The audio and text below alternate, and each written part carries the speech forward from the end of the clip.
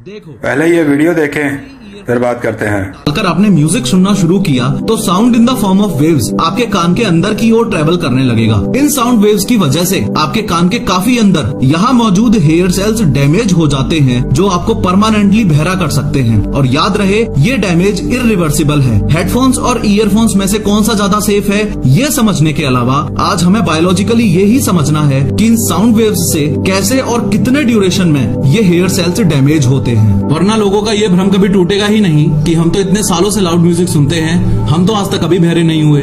इस वीडियो में ईयरबड्स और ईयरफोन्स टर्म्स को मैं इंटरचेंजेबली यूज करूंगा। थोड़ा सा बाहर आके बताऊं तो आपके कान के इस बाहर वाले हिस्से को पेना बोला जाता है। जो ये छेद होता है इसे ईयर कैनाल बोला जाता है। और ये कॉनकेव शेप्ड मेम्ब्रेन जो आप देख रहे हो इसे ईयर ड्रम बोला जाता है। कई बार आपने लोगों को बोलते हुए सुना होगा कि कान पर थप्पड़ मत मारा करो, नहीं तो कान का पर्दा फट जाएगा। वो कान का पर्दा यही है, ईयर ड्रम। ईयर ड्रम बहुत ज्यादा पतला होता है और बहुत रिच ब्लड सप्लाई होती है इसमें। आपके ईयरबड्स से जो साउंड वेव्स निकली वो इस ईयर ड्रम को कुछ इस तरीके से वाइब्रेट करती हैं। इस ईयर ड्रम से कनेक्टेड होती हैं ये 3 बोन्स। ईयर ड्रम का वाइब्रेशन कुछ इस तरीके से इन तीनों बोन्स को भी मूवमेंट देता है। इन तीनों में से ये जो लास्ट वाली बोन है इसे बोला जाता है स्टेपीज और ये कनेक्टेड होती है इस कोक्लिया से। देखो, इनर ईयर के टोटल 2 पोर्शंस होते हैं। एक तो ये वेस्टिबुलर पोर्शन और दूसरा है ये कोक्लिया। वेस्टिबुलर पोर्शन आपके बॉडी के बैलेंस के लिए रिस्पॉन्सिबल होता है, इसलिए आज हम इसकी बात नहीं करेंगे। हमारा फोकस रहेगा इस कोक्लिया पर। लेकिन उससे पहले ये समझो, ये 2 बंदे जो खाली और भरे हुए वाटर टैंक्स में बैठकर पैर हिला रहे हैं, इनमें से सेम स्पीड पर पैर हिलाने के लिए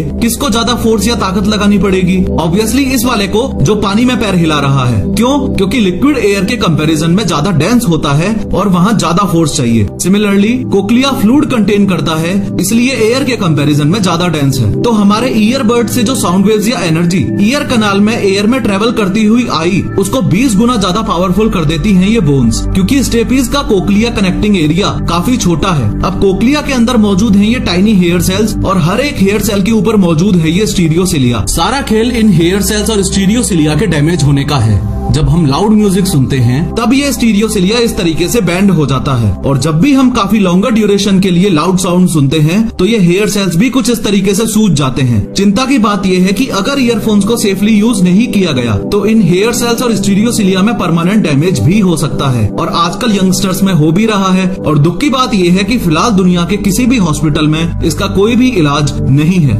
डॉक्टर्स क्लियरली इस बात को मेंशन करते हैं कि 60% से ज्यादा वॉल्यूम पर नहीं सुनना है और 60 मिनट से ज्यादा टाइम के लिए नहीं सुनना है। अगर आप ये 60-60 रूल फॉलो करते हो तो आपके ईयर्स ईयरफोन यूज करने के बाद भी 100% सेफ हैं। लेकिन अगेन ये बात भी टोटली इम्प्रैक्टिकल है, क्योंकि कई ऐसे केसेस भी हैं जहां बच्चों की ऑनलाइन क्लासेस घंटों चलती हैं या ऑफिस में बैठ के लोग 8-8 घंटे एडिटिंग करते हैं। इसलिए इस 60-60 रूल से परेशान होकर ये रवि नामक एक स्टूडेंट डायरेक्टली डॉक्टर के पास चला गया और लॉन्ग आवर्स तक अपनी ऑनलाइन स्टडीज कंटिन्यू करने के लिए पॉसिबल सॉल्यूशंस के बारे में पूछने लगा। डॉक्टर साहब रवि को अच्छे से समझाने के लिए उसकी स्टडी टेबल पर वापस आए और बताने लगे कि अगर आपको लॉन्गर ड्यूरेशन के लिए ऑनलाइन स्टडीज करनी है तो हमेशा ही सोर्स ऑफ साउंड और ईयर ड्रम के बीच के डिस्टेंस का खास ध्यान रखना है। जब आप ईयरफोन यूज करते हो तो सोर्स ऑफ साउंड और कान के पर्दे का डिस्टेंस सबसे कम होता है। यानी ईयरफोन या ईयरबड्स ऑडियो डिवाइसेस के लिए यूज करने वाले ऑप्शंस में से सबसे खतरनाक और सबसे बकवास चीज है। ये कुछ ऐसा है जैसे 2 छोटे स्पीकर्स एकदम आपके कान में घुसा ही दिए हैं। जब आप हेडफोन्स यूज करते हो तो साउंड सोर्स से ईयर ड्रम की दूरी थोड़ी सी और ज्यादा है। रिसर्चेस और वेरियस स्टडीज इस बात को साफ प्रूव करती हैं कि ओवर द ईयर हेडफोन्स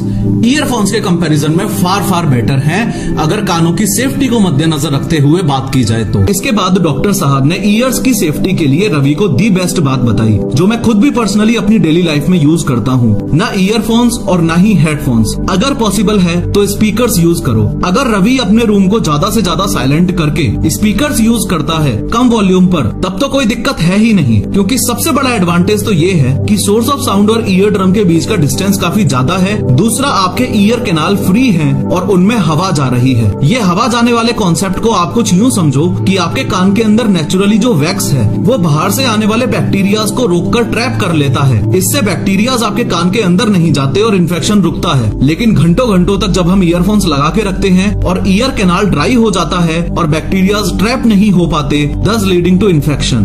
इस वीडियो को ज्यादा से ज्यादा शेयर कीजिए ताकि लोगों को रहनुमाई मिल सके। जज़ाकल्लाह।